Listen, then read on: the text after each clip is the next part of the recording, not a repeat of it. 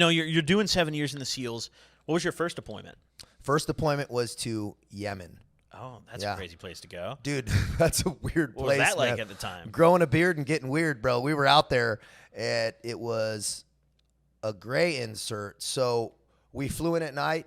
Mm-hmm. We pretty much rode ATVs off the back at an old Russian airstrip that was abandoned. Yeah, man. And then we kind of posted up. We had a forward operating base. It wasn't hot. It wasn't like hot combat or something. It was we were training the counterterrorism unit, living with them, like eating boiled goat on the ground, like straight living out there, bro. And we were living in tents, man, and just doing that damn thing for a while. We were out there about 7 months and building this forward operating base as it were, because there was issues with the Houthis and some other things. And we were doing some private security details for the ambassador there. But there was only 9 of us.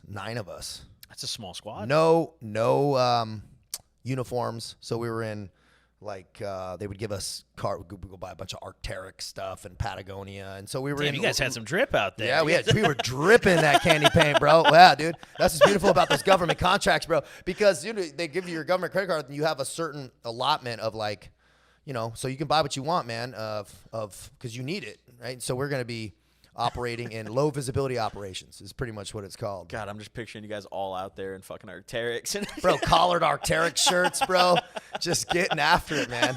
Yeah, dude, I'll tell you what. That's not what I pictured at all. Yeah, dude, we had some sick shit, dude. I'll tell you what, that's what's cool about special operations units. They do have an allocation of funds, which is just better than a lot of military units. Interesting. Yeah, I guess I never thought about that, where your resources are coming.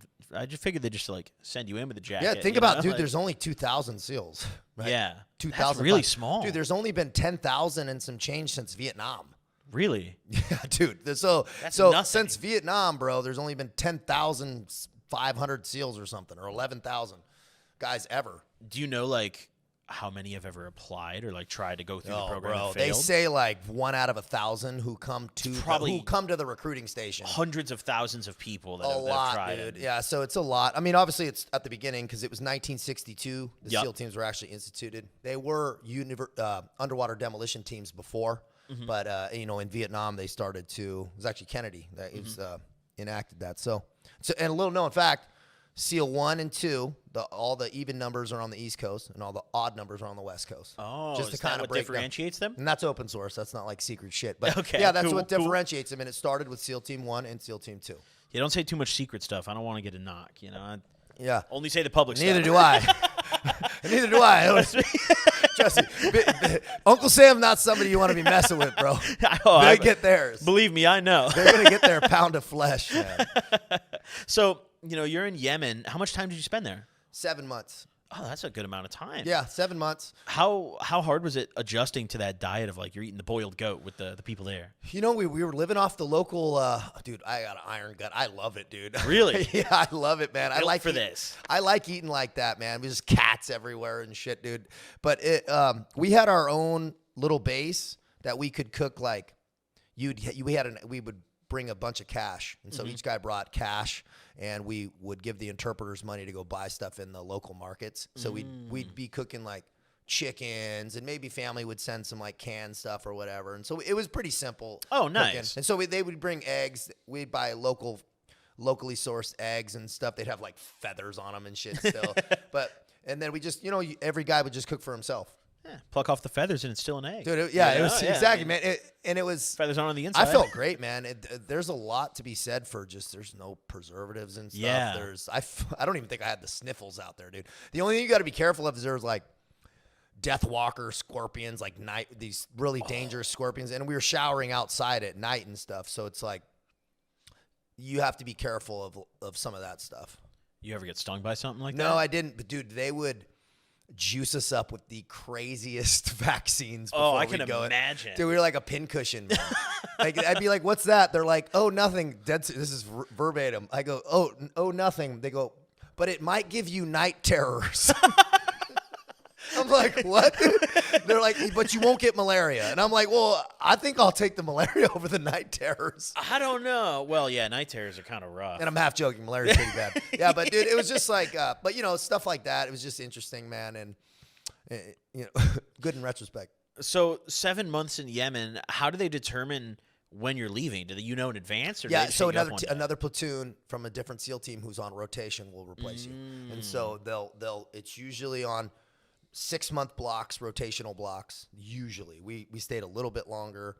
They might extend it, they might shorten it, but a team flies in and they call it a RIP, replace in progress, where you're like opping and you read them in on the situation on So the everything ground. keeps flowing smoothly. And then they replace you out. They'll take some guys from the team and some guys from the team, and then everybody will leave, and the team will be left there.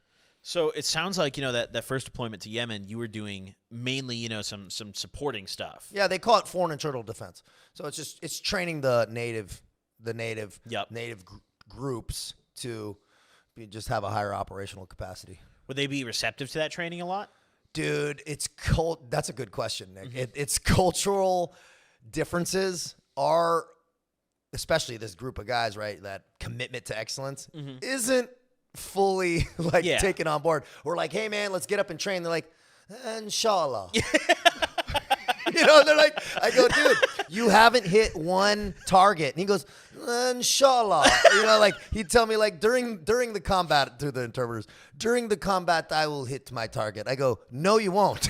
And there's a great saying with that. I go, bro, you'll never rise to the occasion. You always fall back on your worst day of training. Your worst day at the range is how you're going to shoot in an intense environment.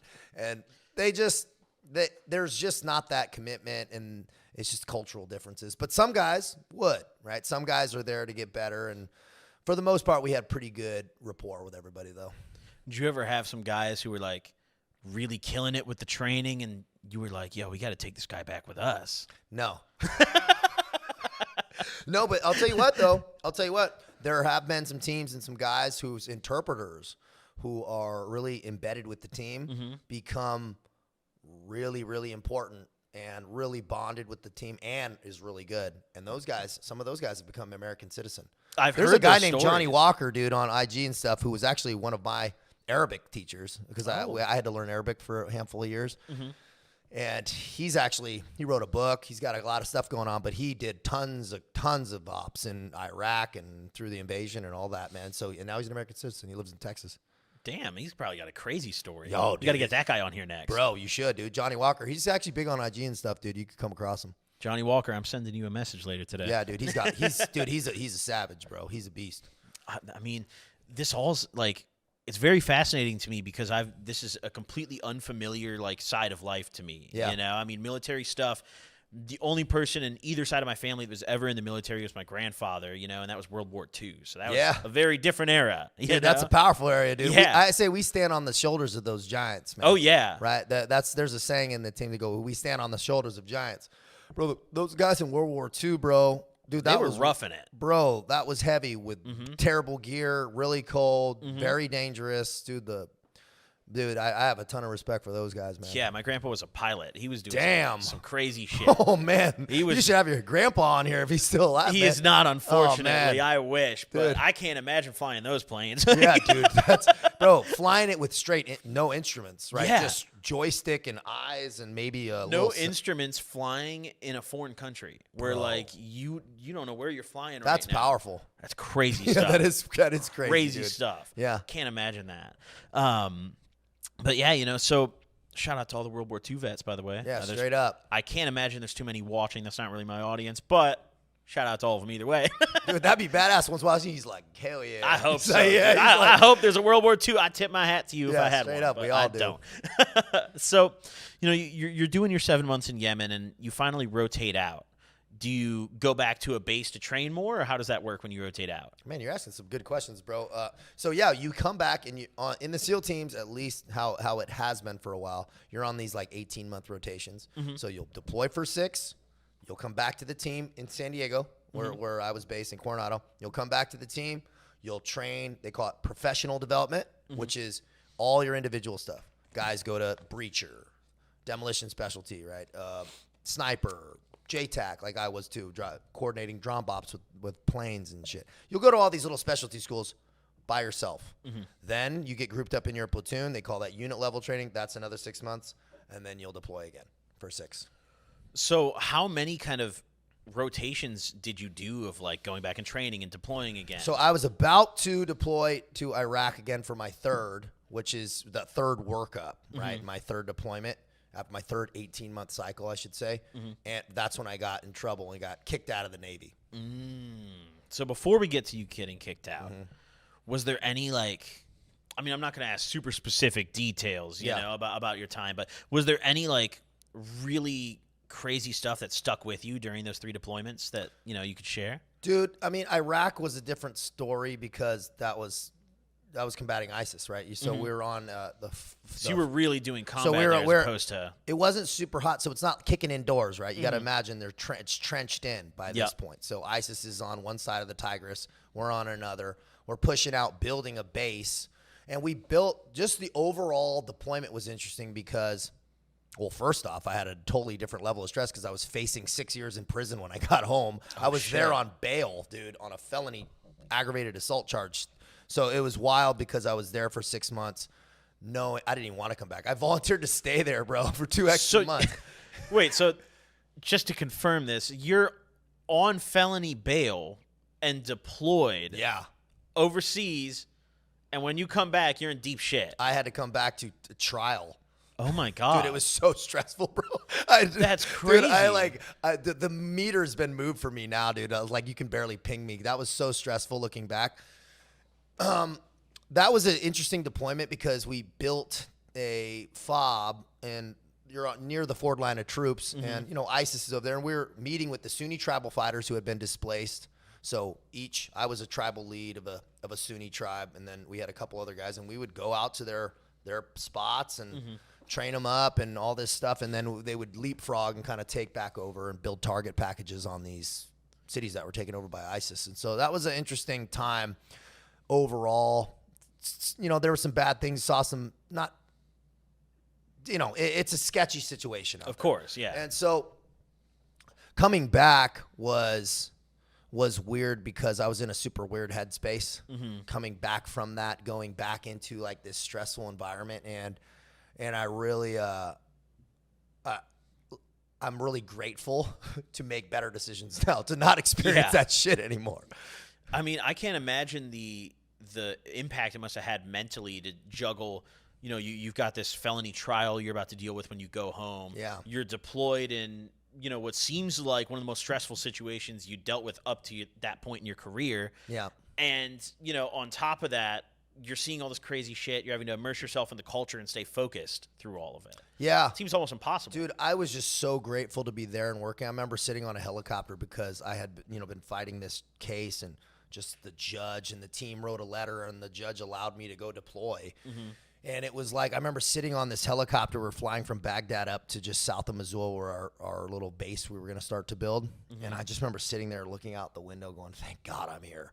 Right? Because then I at least I could kick the can down the road on the trial. You know, it's like, I was thinking maybe if I die out here, I don't have to go back and deal with that shit. Like, that was a thought I had. I was like, that's such a crazy thing to actually seriously be thinking to yourself. Like, thank God I'm deployed in Iraq fighting ISIS right now. Yeah, dude, I was so happy, man. I was like, thank God, at least I don't have to deal with that for another 6 months, right? That was 7 months. That's a lot. Yeah. So, you know, while you're out there, you know, you're working with these tribe leaders, it sounds like. You probably had to immerse yourself pretty deep in the culture, huh?